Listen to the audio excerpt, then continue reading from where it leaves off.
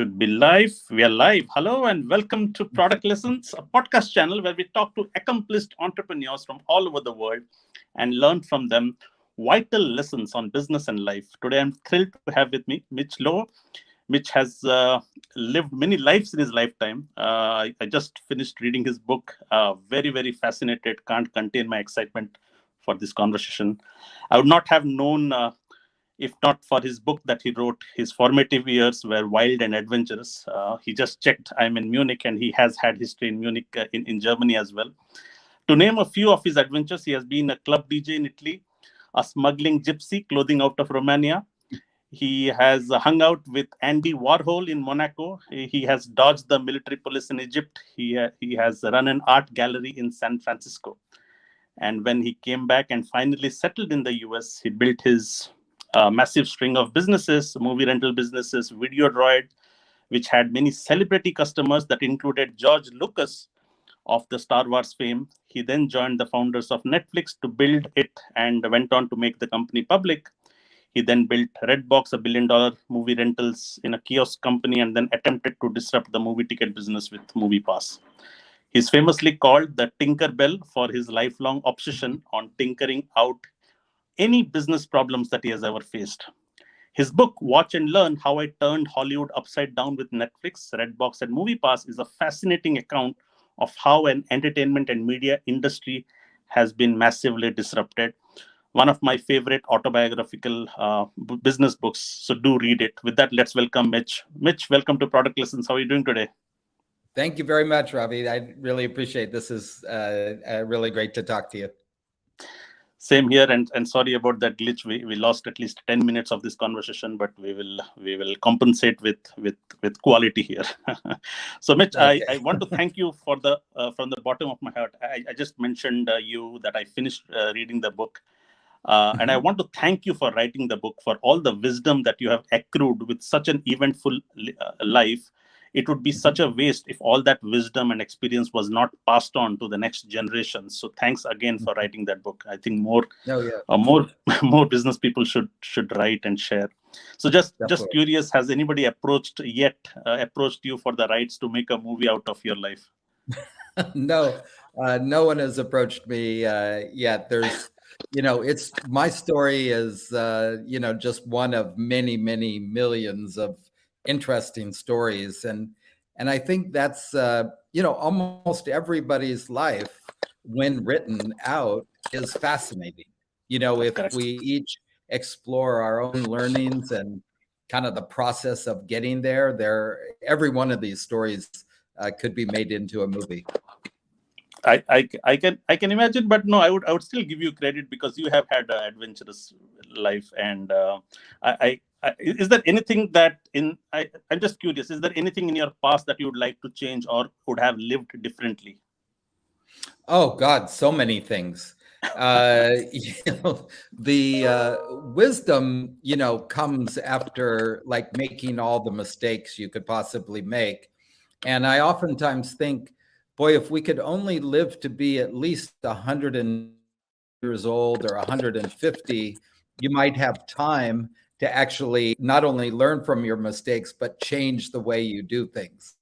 True. So, and I say this several times in the book, I wish I had, in many cases, been more thoughtful about decision-making and asked more people for their advice. I think those, many, many times I would have benefited by asking smart people about their opinion. But on the other hand, like things like Netflix would never have happened if I had listened to other people. So it's kind of a two-edged sword. Got it. I reckon you would have also wanted to change one more thing. You would have wanted not to lose the Marilyn Monroe lithograph, no? Yes. Oh my God. Yes. I think about that all the time. Okay. Tell us a bit about your meeting and association with Andy Warhol. How was it, and what kind of an influence did he leave on you? Yeah, it was really interesting. He's an iconic character that very few people really connected with personally. He was a loner, but he surrounded himself with smart people who were really kind of representing him. So, at the time I was a young kid with I was essentially the token hippie of Monte Carlo.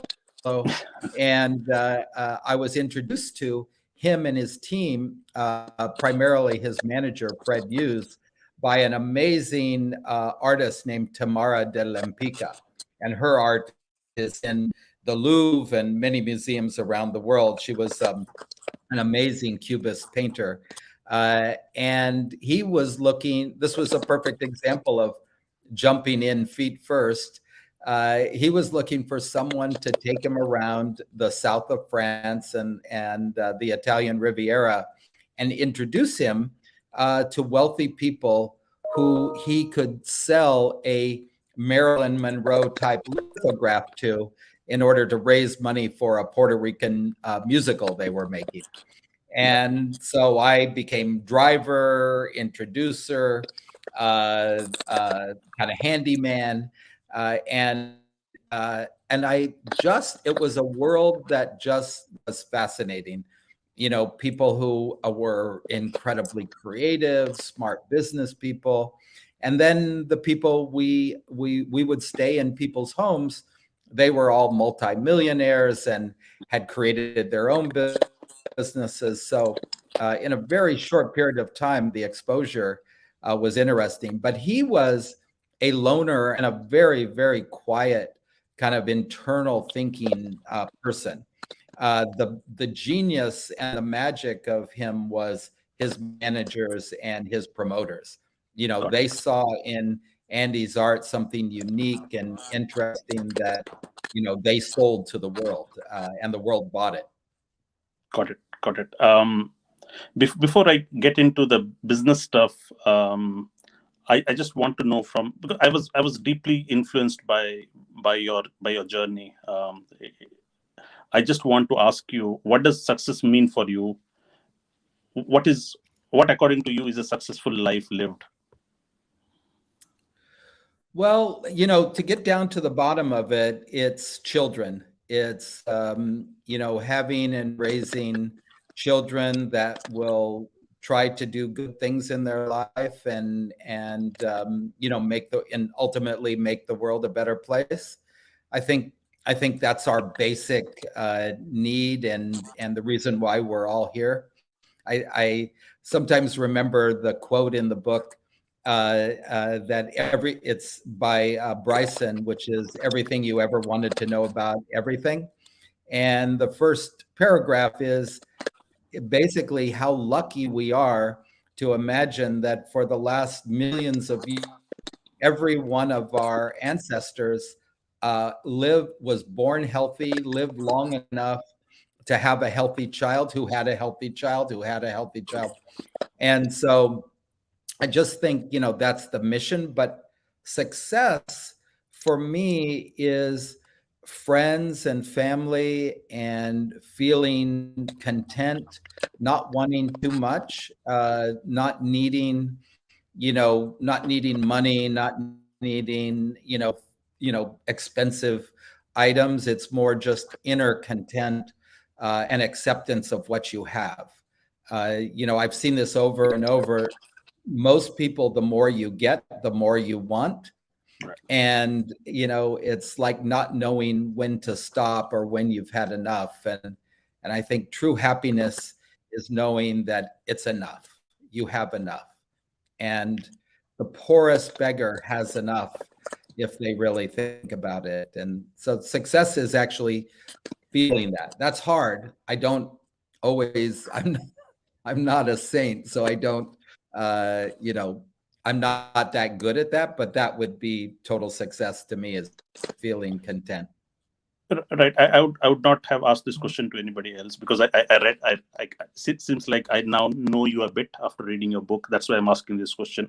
If you're content with what you have, how do you, because you are somebody who have always stretched in life. Okay. You have expanded the limits of your capability and potential, right? So if you're content, what is the incentive for you to work harder and stretch beyond your comfort zones? That's such a great question. And I asked that same question of my Vipassana Buddhist teacher, in those short times between noble silence and the time you can ask your teacher, I asked them, so if Buddhism is all about pain and sorrow and managing your expectations, why would anybody want to have that peace? Because you would never accomplish anything. And so I see it as a struggle, as a battle inside all of us, that desire to be content and the desire to accomplish things. And, you can't let one side completely win, because, like you said, you would never have that drive or that motivation to take risks or to get out of your comfort zone. So I think it's the same like when people say you want a good work-life balance. I don't think that exists. I think the balance is the struggle back and forth. Sometimes you're going to work insane hours and go crazy with the amount of work. Other times you're going to relax. So, a good life balance is knowing when to be motivated and take risks, and then knowing when to sit back and be content. I don't think there's a kind of a straight path that you're always content or always taking risks. Got it. Thank you. Let's shift gears on the business side of things. And I'm primarily interested because you have seen a lot of disruptions in your career, and you have been at the center of many of these shifts in the entertainment industry. And I have seen this pattern that even though it's hard to resist an idea whose time has come, there are these big incumbents who always resist change. We saw that in your book where you said the big studios still wanted a cut of the rental of the VCRs. And you mentioned about the principle called the first sale doctrine, wherein once a copyright work goes out, you can rent or sell or display without having to make money out of that cut, right? So my question to you is for all the business owners and entrepreneurs who are in any business, not necessarily media or entertainment business, what are your thoughts on facing and countering disruptions? Well, I have had many, many failures going down this path, but I always thought that the logic of what the customer wants should be driving, the business decisions to either continue to restrain, new products or to invest in new products. The problem is it's not an easy answer because, things might be a fad or might be a short-term trend, or there might be another innovation, one that surprises you very shortly. So, and of course, for big companies, this is where the big problem is. Big companies are always trying to protect a profitable revenue stream and don't want to take the risk of jeopardizing it. So, I think it's this kind of, the struggle and the battles back and forth, I think, are a healthy struggle. You've got the incumbents protecting the past and the existing products. You've got the innovators coming up with new ideas. And then ultimately the customer decides.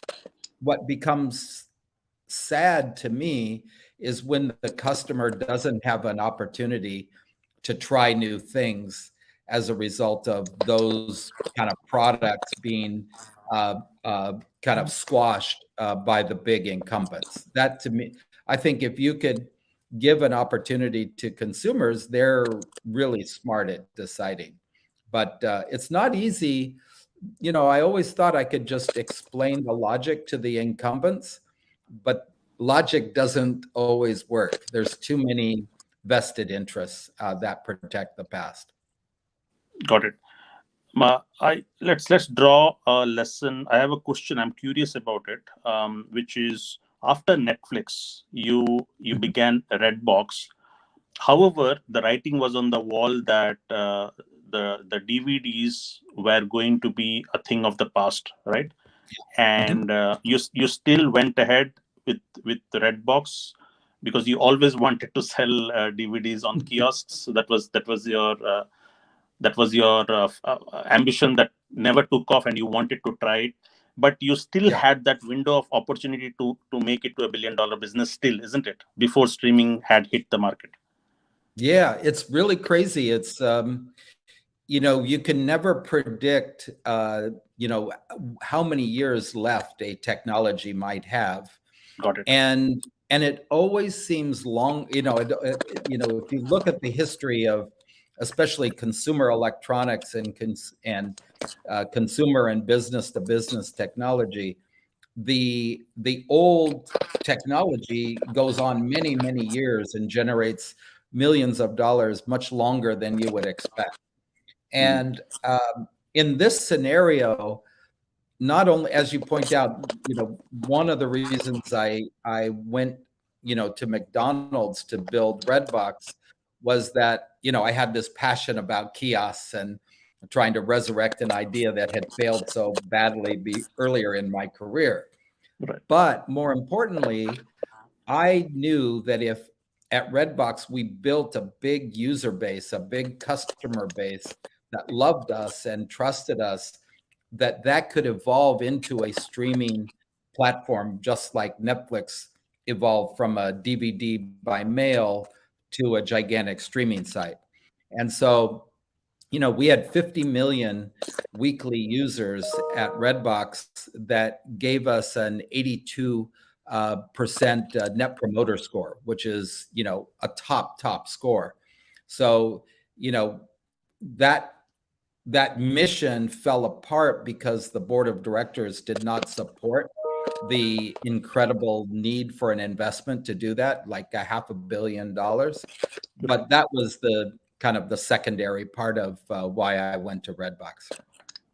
Excellent. It was an incredible case study of still being able to milk an opportunity which might not have a long roadmap ahead, but still able to milk the opportunity to the very last end. So that was incredible. I have a question on your early days with Mark and Reed with Netflix. You mentioned it very clearly. You said that I was able to maintain the image that I knew exactly what I was doing, but deep inside my own brain, I was worried that I really did not know jack shit about actually operating in a business like this. Okay, Right. from that day till the day where Reed actually remarked that we will have to get key man insurance for you. That means you actually, so you began as somebody who had no clue till the time you were actually a very critical entity within the organization. So what does it take for somebody to leave a mark in an organization like Netflix? Well, there's a time commitment and a commitment to learn absolutely as much as you possibly can about, the kind of three components of the business. One is, and the primary one is, of course, the customer. What does the customer want? How are they consuming it? What are the competitive products out on the market? What's the trends? What is new technology that's coming out?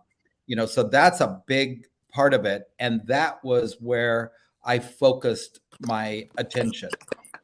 I had already been like almost, I guess, 15, 18 years working one-on-one with consumers who were renting or buying entertainment from me. So I knew firsthand how they think. And then I had access to huge amounts of data that, went beyond that personal interaction. So I focused on that kind of a core tower of a product. The second, which is kind of the organization and the employees, your job. How do you interact within the organization? How do you convince others that your ideas are the right ones? And how do you actually help accomplish things, within a team organization? And I didn't do so well there. I built respect. People respected my opinion, and they knew that I knew the consumer. And so I became kind of the expert in the consumer behavior within the main focus of our business, which was entertainment. Not the technology of delivery, but the what did you need to deliver and how and what did you charge and so on. And then so I didn't do super well with that second pillar, which is the team, but I did reasonably well. And where I really didn't do really well at all is the shareholders, the investors, that third pillar, where I focused all my attention on the consumer and just built my credibility there.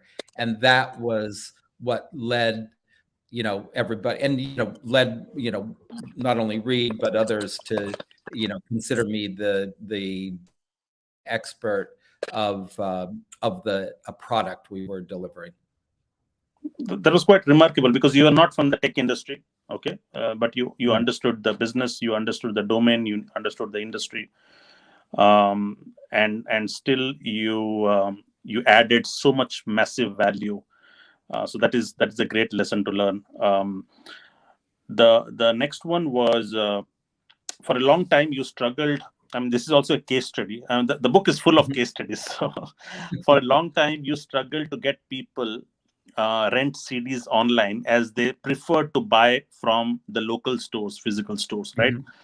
And the tinkerer in you kept at it without giving up. So what is the lesson to be drawn out there, if you have to draw parallels in other scenarios where you just cannot change the user behavior, but you kept at it?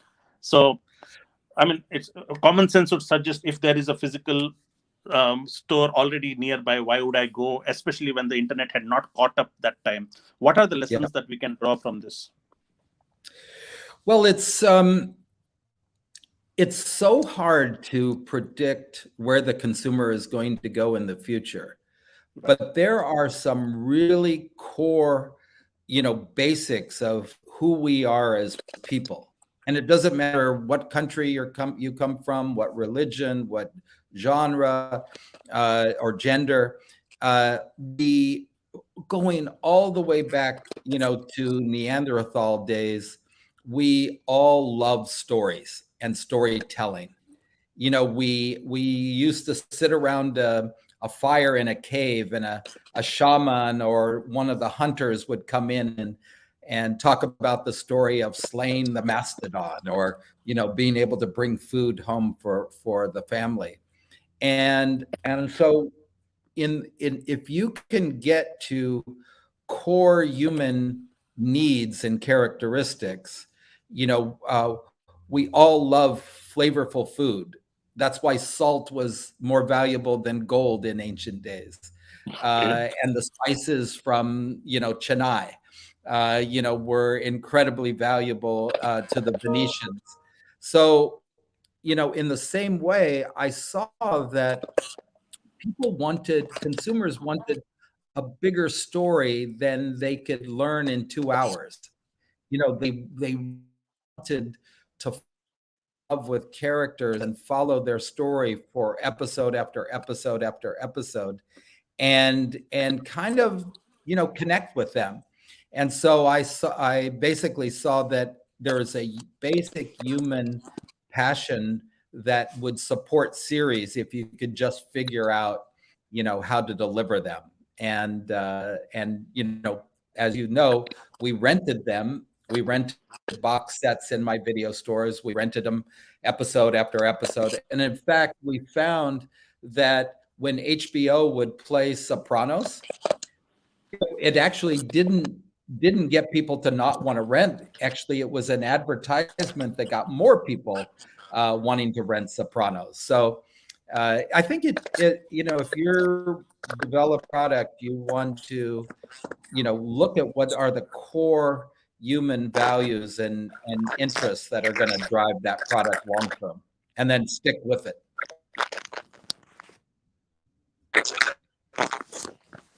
Got it. Thank you so much, Mitch. You also actually just to corroborate that, you have a sentence that where you said that if you could understand what each individual subscriber wanted to watch and when and how they wanted to watch it, you could win the love and loyalty of millions of consumers worldwide. So that just to reiterate what you just said. Yep. And then the other thing is all about the culture, because you said that you were great with the consumers. However, you realized that the lessons on culture in a growing organizations, and you were quite revealing. You said that many times in the future, as I gained more responsibility and authority, I would struggle with that balance of loyalty, teamwork, and the cold reality of the needs of the enterprise. And you credit Patty for building that culture in Netflix, right? Do you want to shed some thoughts? So you had some gaps that you acknowledge, but did you take those lessons from Netflix in your forthcoming organizations that you built? Yeah. She was and still is just an amazing person that understands the dynamic of how people work together. And it is something that I tried to replicate, and I think I did a good job in some cases and a bad job in others. It takes a lot of commitment to build the right culture in an organization. It means getting the right people. It means setting the right standards, but it also is a lot easier when things are going well. When everything is going up to the right, it's easier to build that culture than when things are going down to the left. And that I didn't learn. What I did learn is that you have people operate better when there's clear expectations of what they're responsible for, and to give them complete authority once they understand that, to make the decisions of how to accomplish that. That's the one thing, I'd say the most important thing that Patty taught me is clear, quantitative measurements, not subjective, not are you a nice person, are you a good manager, but measuring, with accepted and agreed upon kind of performance data. People operate a lot better when they know exactly what's expected and they're able to measure their performance themselves and take away as much subjectivity as possible. Got it. The next thing that I wanted to ask you was you were an expert on partnerships and distribution. So you had multiple examples how you tied up your growth story with, say, DVD players, okay, giving free Netflix access rentals. You tied up with McDonald's. Maybe you could give each of these examples a little more brief on, and with the lessons that one can learn from for distribution of any product or services that they're selling. Yeah, I think every single product, every new idea has the opportunity to find strategic partners that can help accelerate your growth and the exposure of your product. And it just is a matter of finding who those are. Companies that will do better if you do better. Companies that are looking for something to help them sell their product or service. I mean, a great example today is, if you go to the pre-streaming days, there was many cable companies that made huge amounts of money on their subscription services to HBO and Stars, and you had the basic cable prices and so on. And when people started cutting the cord, and started streaming, you would think that cable companies would have lost huge amounts of money. But in fact, the broadband revenue outpaced and was more profitable than the revenue they lost from those basic cable programs where people were cutting the cord. So streaming companies were able to partner to say, to bring the logic to cable companies and say, if you just increase bandwidth and discount it, not only will we do better, and in fact, you can offer, a free month of Netflix, or like T-Mobile, you get Netflix with your with your T-Mobile account. So, and in the same way, DVD manufacturers back in the late 90s and early 2000s were having to explain to customers where you could get movies. Okay, buy this great piece of equipment, but where are you going to get? Most video stores were not ready to start having duplicate inventory of VHS cassettes and DVD. So, almost any product. Now, if you are the product creator, you're going to give up a little. You're going to give up some of your autonomy. You're going to give up some of your profits in order to work with these strategic partners. But the acceleration of your growth and the acceptance of your product, I mean, not only do you have a highly respected company who is now, promoting your product, which gives you credibility. It's just I believe when you create a new product, that is the way to grow your business, is find that one or two strategic partner that benefits if you do well and will help you expose your product. Help me understand how did McDonald's of all the other partners come into picture, because it just sounds very wild, the partnership between McDonald's and Netflix. How did that come up? Well, it actually didn't. It evolved to the point to where they weren't working together. But in the beginning, in the very beginning, Netflix was looking, where can we find millions of customers? And of course, McDonald's, was, I think at the time, a $30 billion a year company, had all, consumer after consumer, and they had done well giving away VHS cassettes in their Happy Meals. So most of these things happen when someone reaches out. And in this case, McDonald's had started a group within their business development team. That business development team bought Chipotle's, bought Pret a Manger, and a few other companies, Boston Market. And they thought that there was a decline. Well, they saw a decline in sales at their restaurants, the first ever. And they thought, let's rent movies, because people will return them. They'll smell the burgers and fries and will create an incremental transaction. So they came to us at Netflix and said, we want to do this DVD kiosk business at McDonald's restaurants, but we don't know anything about movies. Will you guys do it for us? So that's how it kicked off.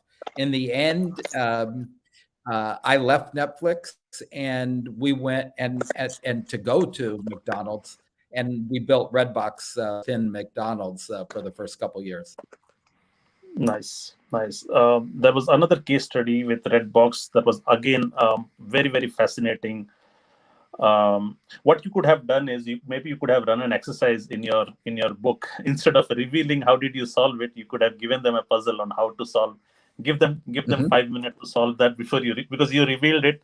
And then I was also trying to take it as a challenge. And the challenge was, when you have a kiosk and people are spending 5 minutes per transaction, the people who are behind in the queue are going to become impatient and leave the queue, right? And it was very fascinating on how you solved that. I know you have shared that in your book, but maybe for the audience who are listening to this, could you answer how did you solve that briefly? Sure. The and like most problems, you've got to understand all the components of it. It's never a simple issue. For example, when we first started observing lines in front of our kiosks, And especially we would see some people walk by and go, wow, there's a line. This must be a really great product. I want to see what's happening. So on the one side, it was a great promotion, for Redbox. But then as we started observing more, we saw people abandoning the line, just leaving. And the people who were returning movies, that was a bad customer experience for the people. And we measured 20,000 people every week. We did a net promoter score, and we would look at what are the things you don't like, and long lines was definitely one of them. But then we also saw that as we're trying to take customers away from our competitors, if customers had to wait in line 10 minutes, they would go, why should I do this? I want to give you my money. I don't want to wait. We live in a fast-paced world. So we started experimenting with different ways to speed up the process. And there was more than one solution. If the business was good enough in that location, we would simply add a second kiosk.